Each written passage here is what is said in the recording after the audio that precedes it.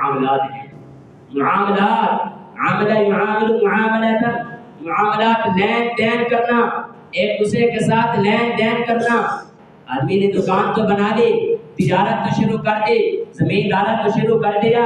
اگر مجھے صحیح علم ہے، ہر چیز کے بارے میں سمجھتا ہوں تب تو ٹھیک ہے، نہیں تو اپنے علماء سے پوچھوں، میں نے کاروبار شروع کیا ہے، تجارت شروع کی ہے، لین دین شروع کیا ہوا ہے، زمینداری شروع کیا ہوا ہے، مجھے اس میں میرا دین مجھے کیا کہتا ہے، اللہ کے نبی کے کیا حکم ہے، اللہ کے نبی کا کیا طریقہ ہے، تاکہ اس طریقے کے مطابق اپنے معاملات کروں تو میرے وہ معاملات درست ہو جائیں۔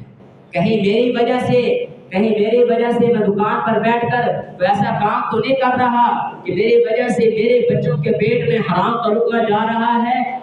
میری وجہ سے میرے بچوں کے پیٹ میں حرام کا لقمہ جا رہا ہے، کہ میرے پیٹ میں حرام کا لقمہ جا رہا ہے، جس سے نہ میری عبادت قبول ہو، جس سے نہ میری نماز قبول ہو، جس سے میری نہ کوئی دعا قبول ہو، اس سے ہم نے بچنا ہے۔ لین دین کریں تو صحیح معنوں میں کریں، جس طرح اللہ کے نبی نے حکم دیا ہے۔ اگر تجارت کر رہے ہیں تو صحیح معنوں میں تجارت کریں، زمیندارہ کر رہے ہیں تو صحیح معنوں میں زمیندارہ کریں۔ اللہ کے نبی حضور آقا علیہ السلام نے فرمایا کہ سچا پکا امانت دار تاجر کل قیامت کے دن انبیاء، شہداء، صالحین کی صف میں کھڑا ہوگا۔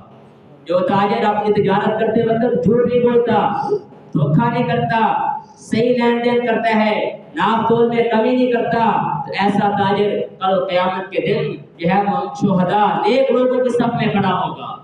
آج میں سوچوں تجارت کرتے وقت مجھ سے کیسے غلطی تو نہیں ہو رہی، مجھ سے ایسی کوئی غلطی تو نہیں ہو رہی، کیا میں سود پر تو کاروبار نہیں کر رہا؟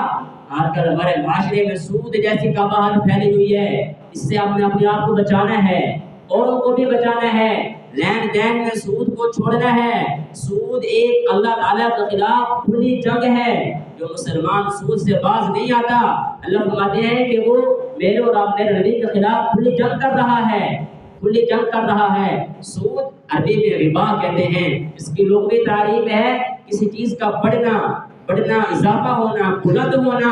اس کی اصطلاحی تعریف یہ ہے کہ مثال کے طور پر بندے نے کسی سے قرض لیا، 100 روپے قرض لے رہا ہے، وہ قرض دے رہا ہے، اس کے ساتھ یہ شرط لگائے کہ واپسی میں میں تجھ سے 200 روپے لوں گا۔ یہ جو اضافہ ہے یہ سود میں شامل ہے۔ اس لیے ہم نے اپنے کاروبار کو، اپنے معاملات کو، اپنے پیسے کو، دولت کو سود سے بچانا ہے، کیونکہ اللہ تعالیٰ نے کیا فرمایا قرآن پاک میں، فَأَحَلَّ اللَّهُ الْبَيْعَ وَحَرَّمَ الرِّبَا، اللہ نے بیع کو حلال قرار دیا، سود کو حرام قرار دیا۔ حضور آقا علیہ السلام نے فرمایا، حضرت عبداللہ بن مسعود رضی اللہ تعالیٰ عنہ سے روایت ہے، اللہ کے نبی حضور آقا علیہ السلام نے فرمایا کہ جس بستی میں سود پھیل جاتا ہے، جس بستی میں سود پھیل جاتا ہے، اللہ رب العزت اس بستی کو ہلاک کرنے کی اجازت دیتے ہیں۔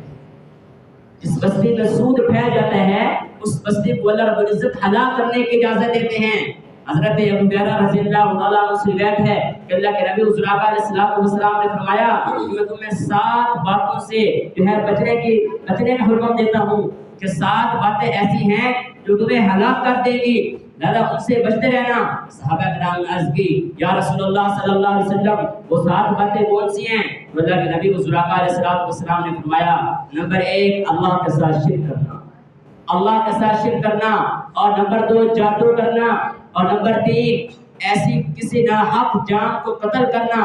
ایسی جان کو ناحق قتل کرنا جس کو اللہ نے حرام کر دیا ہے، اور نمبر 4 فرمایا کہ سود کھانا فرمایا کہ یہ بھی انسان کو ہلاک کر دینے والے چیزوں میں شامل ہے، اور نمبر 4 میں یتیم کا مال کھانا، اللہ کے ساتھ شرک کرنا، جادو کرنا، ایسی جان کو ناحق قتل کرنا جس کو اللہ نے حرام کر دیا، اور سود کھانا اور یتیم کا مال کھانا، اس سے بھی اللہ رب العزت نے منع فرمایا، اللہ کے نبی نے منع فرمایا، اور میں کہ جہاد سے بھاگنا، اور نمبر 7 چیز جس کے اللہ کے نبی نے جس سے منع فرمایا کہ تمہیں چیز ہلاک کر دے گی، فرمایا کہ پاک دامن بولی بالی مومن عورت پر جو ہے اس پر